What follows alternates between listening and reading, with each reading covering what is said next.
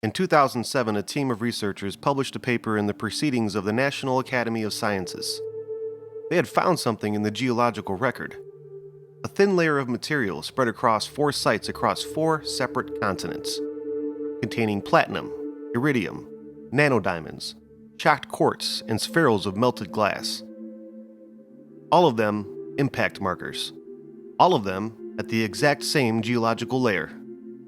All of them dated exactly to the same moment in time, 12,800 years ago. The same moment the planet's temperature dropped suddenly and catastrophically. The same moment dozens of large animal species went extinct simultaneously. The same moment entire cultures disappeared from the archaeological record. The same moment the last ice age ended, not gradually, but in a geological instant. Something hit the Earth. And I've spent a lot of time thinking about what was here before it did. The Younger Dryas is the name geologists give to a specific period in Earth's climate history.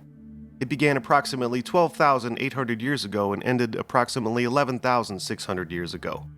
It lasted roughly 1,200 years. During the Younger Dryas, global temperatures dropped dramatically. Some estimates suggest as much as 10 to 15 degrees Celsius in parts of the northern hemisphere, in what geologists described as a geological instantaneous timeframe. Not over thousands of years, within decades, possibly even within years. The standard explanation for the Younger Dryas has been the disruption of ocean circulation patterns, specifically the theory that a massive influx of fresh water from melting glaciers disrupted the Atlantic Ocean's circulation system and caused rapid cooling. This is a legitimate hypothesis with supporting evidence, but it doesn't explain the impact markers. Platinum and iridium are rare on Earth's surface. They're common in asteroids and comets, though. When they appear in concentrated layers in the geological record, that concentration almost always indicates an extraterrestrial impact event. The platinum layer at the Younger Dryas boundary, found at sites across North America, Europe, the Middle East, and South America, is not consistent with ocean circulation disruption. It is consistent with something arriving from space. Nanodiamonds require extreme pressure and temperature to form. They don't form naturally in the Earth's surface geology. They form in impact events. They were found at the Younger Dryas boundary layer, alongside the platinum, alongside the shocked quartz, another impact marker that forms only under pressure generated by cosmic impact, alongside glass spherules formed when rock is vaporized and resolidifies in the atmosphere. Every single one of those markers says the same thing. Something arrived from space 12,800 years ago and hit the Earth with enough force to change the climate of the entire planet. And when you start looking at what was happening on Earth right before that moment, what was about to be lost, the story gets significantly more disturbing. The Younger Dryas Impact Hypothesis was proposed by a team of 26 researchers in 2007. It was immediately controversial. Mainstream geology and archaeology pushed back hard. Some of the early studies had methodological issues that critics correctly identified. The hypothesis went through a difficult period in the 2010s where it looked like it might not survive peer scrutiny at all. And then something interesting happened. Independent research teams with no connection to the original 2007 paper started finding the same impact markers at the same geological layer at new sites around the world. A team in South Africa, a team in Chile, researchers in the Middle East. A major 2018 study found evidence of a large impact event at the Abu Huraira site in Syria, one of the earliest known human settlements on Earth.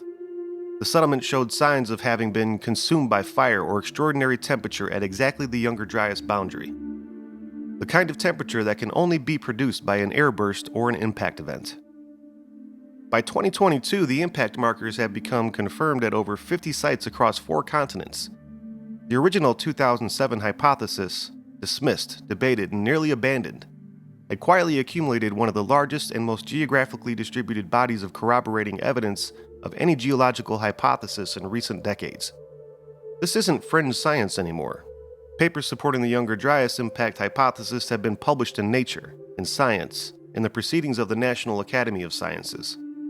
The researchers doing this work are at major universities with peer-reviewed credentials.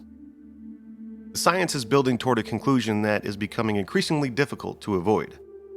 Something cosmic hit the Earth 12,800 years ago. And the question I can't stop thinking about is not what hit us, it's what was here when it did. Here's the thing about 12,800 years ago that mainstream history glosses over. The humans who were alive at that moment were not primitive. The Clovis people of North America, one of the best documented pre-Younger Dryas cultures, were sophisticated hunters who had spread across the entire continent. They crafted tools of remarkable quality. They tracked and hunted megafauna, mammoths, mastodons, giant ground sloths, and that would require significant knowledge of animal behavior and a coordinated hunting strategy. In the Middle East and Near East, the archaeological record shows human cultures in the period immediately before the Younger Dryas that were moving toward permanent settlement, showing signs of proto-agricultural behavior and building increasingly complex social structures. And then, the Younger Dryas begins, and most of them are gone. The megafauna go extinct. 35 genera of large animals in North America alone, gone within a geological instantaneous window. The Clovis culture disappeared from the record. The proto-agricultural settlements in the Near East are abandoned. The archaeological evidence for organized human activity drops sharply across multiple regions simultaneously. What the impact hypothesis suggests, and what the evidence increasingly supports, is that the Younger Dryas was an extinction-level event for the civilization that existed immediately before it. Not all humans died, but the organized, sophisticated, increasingly complex human cultures of 12,800 BC were largely destroyed. Graham Hancock's argument, and the argument I find most compelling when I look at all of this together, is that what was destroyed was not just cultures we know about.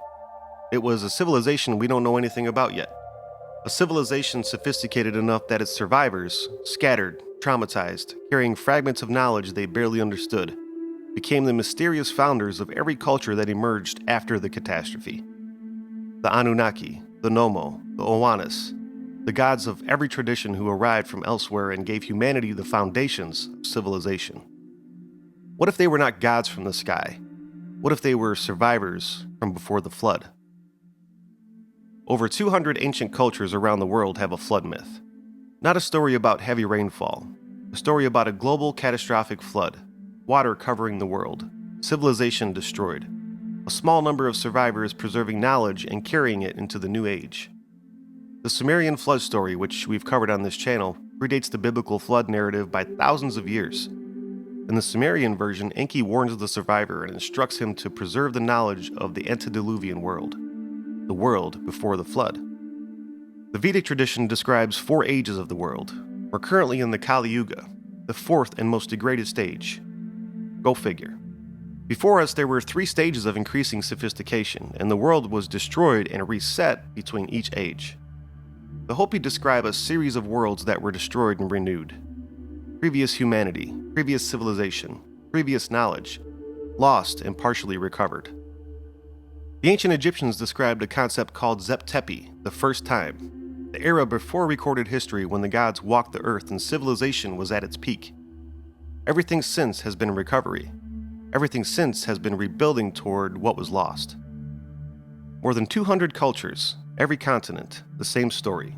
A previous world, a catastrophic destruction by water or fire or both. Survivors, the rebuilding of a civilization from nothing.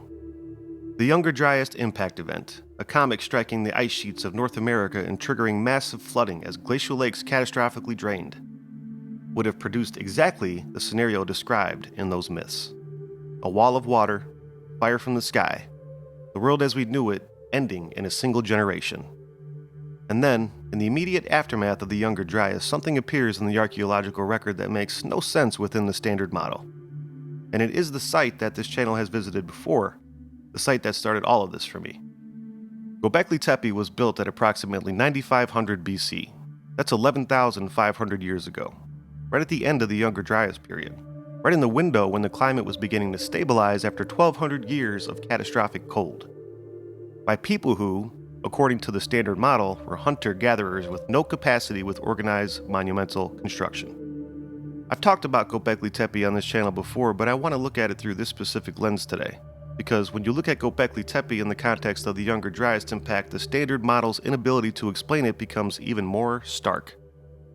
What if the people who built Gobekli Tepe were not primitive hunter-gatherers developing new capabilities for the first time?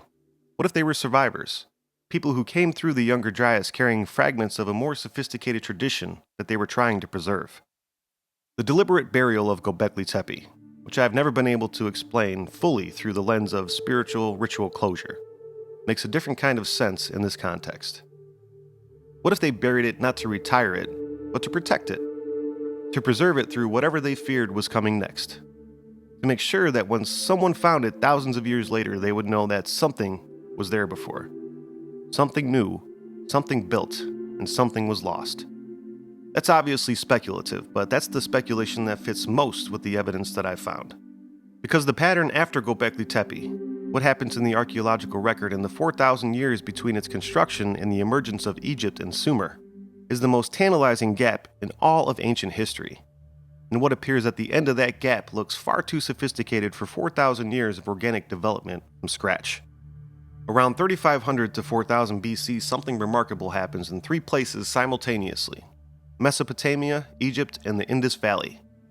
Fully formed urban civilizations appear: writing systems, mathematics, astrology, legal codes, monumental architecture, agricultural systems sophisticated enough to support large urban populations. Not the gradual development of these things from simple beginnings, the sudden appearance of them at a level of sophistication that should have taken thousands of years to develop organically. The Sumerians themselves said that they did not invent their civilization. They said it was given to them by the Anunnaki, the beings who arrived and transmitted the knowledge of civilization to humanity. The Egyptians said the same thing. Zep Tepi, the knowledge came from before, from the first time. From the gods who walked the earth in the age before history.